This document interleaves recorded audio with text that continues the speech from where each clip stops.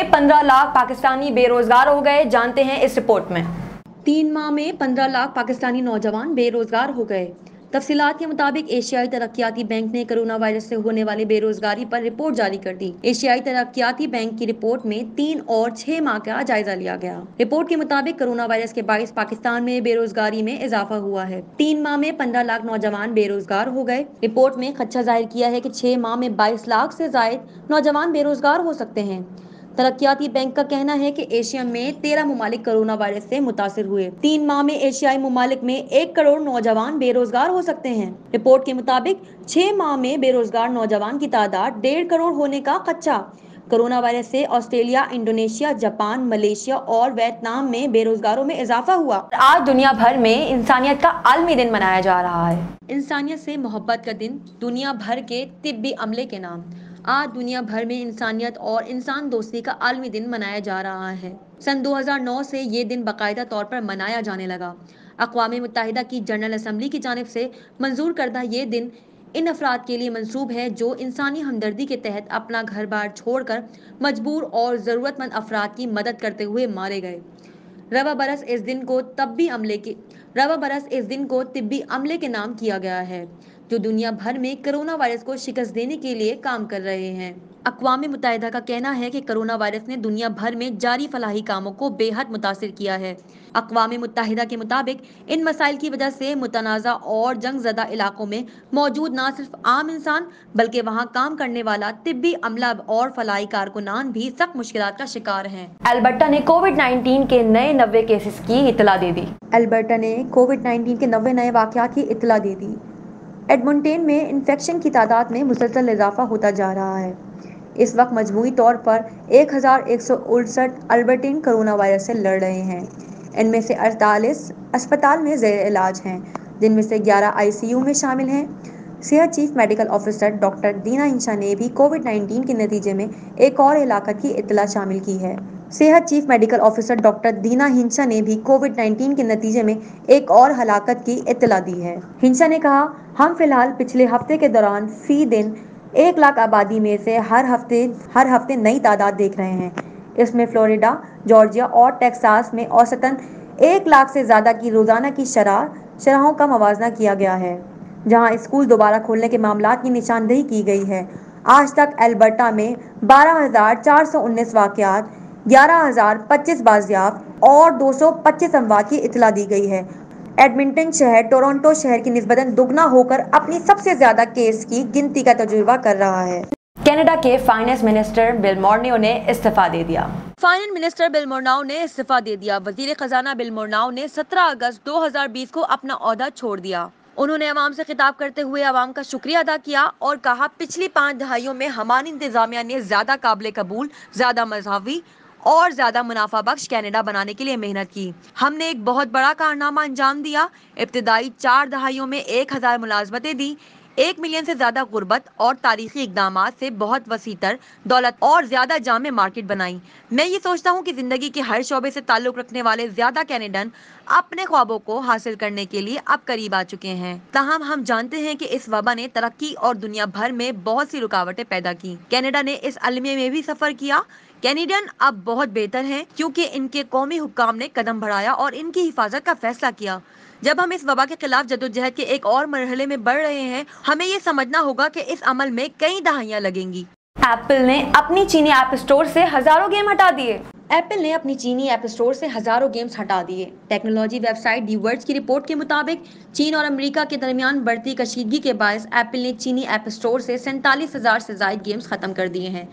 चीन में गैर मुल्की ऐप स्टोर चलाने के लिए चीनी इश्तराक जरूरी है, लेकिन एप्पल वो वाहिद कंपनी है जो अपने आईफोन में ऐप स्टोर खुद मैनेज करती है।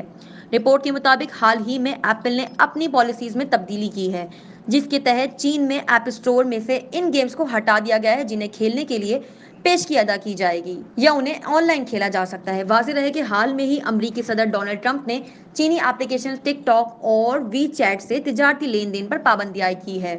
अमरीकी सदर ने चीनी एप्लीकेशन पर पाबंदियां ऐसे वक्त में आयद की हैं جب دونوں ممالک کے درمیان کرونا وائرس اور ہانگ کانگ میں قانون کو لے کر تعلقات کشیدہ ہیں۔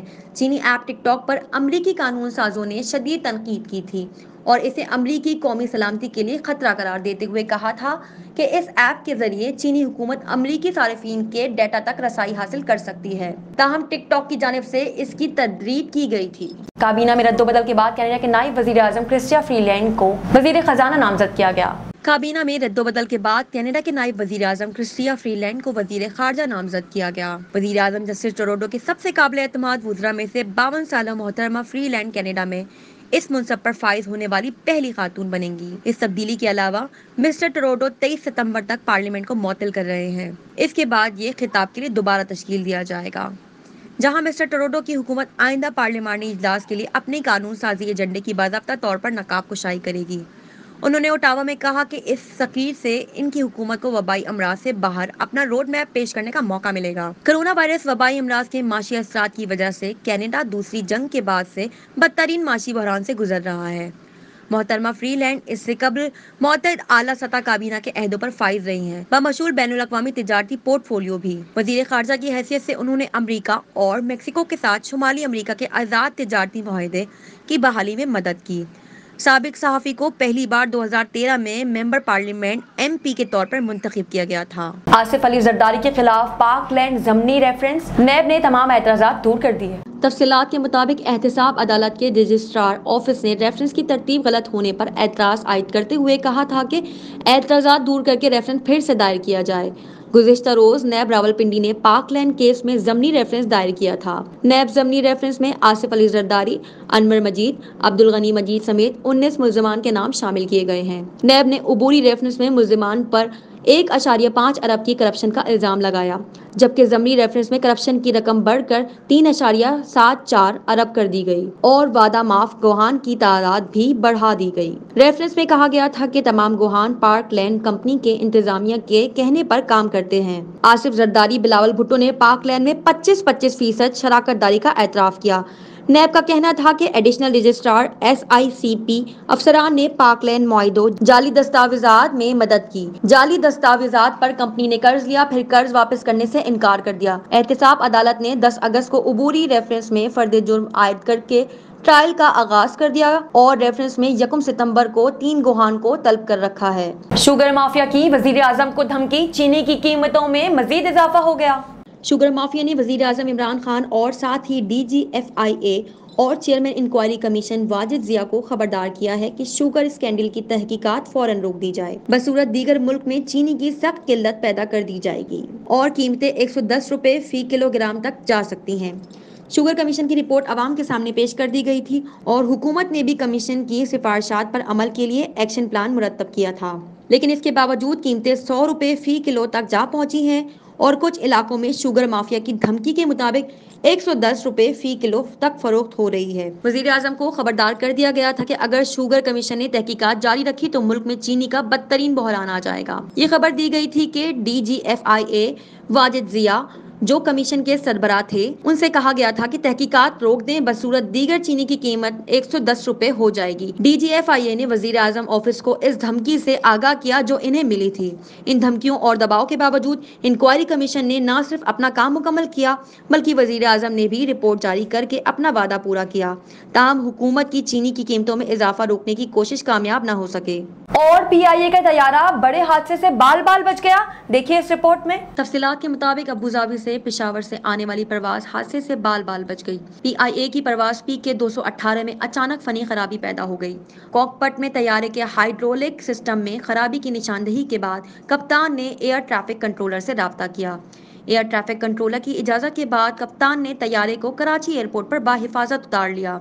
ترجمان PIA کا کہنا ہے کہ فنی خرابی دور ہوتے ہی پرواز کو پشاور روانہ کر دیا جائے گا۔ ایئرپورٹ پر مسافروں کو تمام سہولتیں فراہم کی جا رہی ہیں۔ کینیڈا کے شہر اوٹاوا میں بھارتی سفارت خانے کے سامنے فرینڈز آف کشمیر کی جانب سے مظاہرہ کیا گیا۔ کینیڈا اٹاوا بھارتی سفارت خانے کے سامنے فرینڈز آف کشمیر اور خالصتان فریڈم موومنٹ کی جانب سے بھارت کے یوم آزادی کو یوم سیاہ کے طور پر منانے کے لیے ایک مظاہرہ کیا گیا۔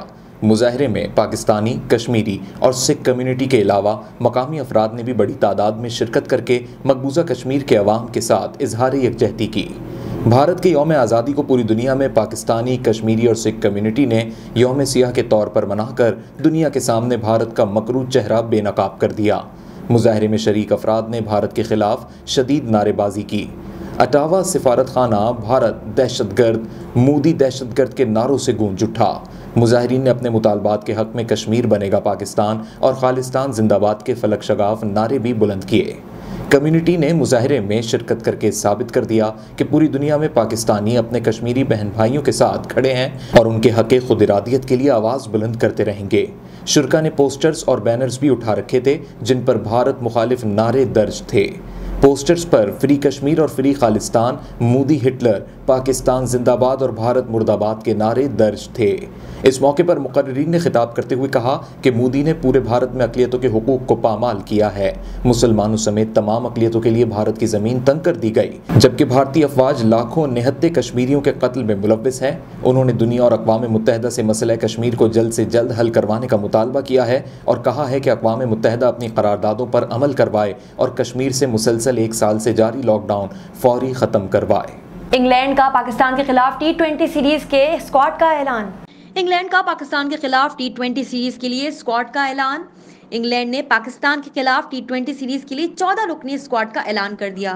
تفصیلات کے مطابق انگلینڈ کرکٹ بورڈ نے پاکستان کے خلاف T20 میچز کی سیریز کے لیے 14 رکنی اسکواڈ کا اعلان کیا تھا۔ انگلش ٹیم کی قیادت آن مارگن کریں گے۔ پاکستان اور انگلینڈ کے درمیان اولڈ ٹریفورڈ میں تینوں T20 بغیر تماشائیوں کے کھیلے جائیں گے۔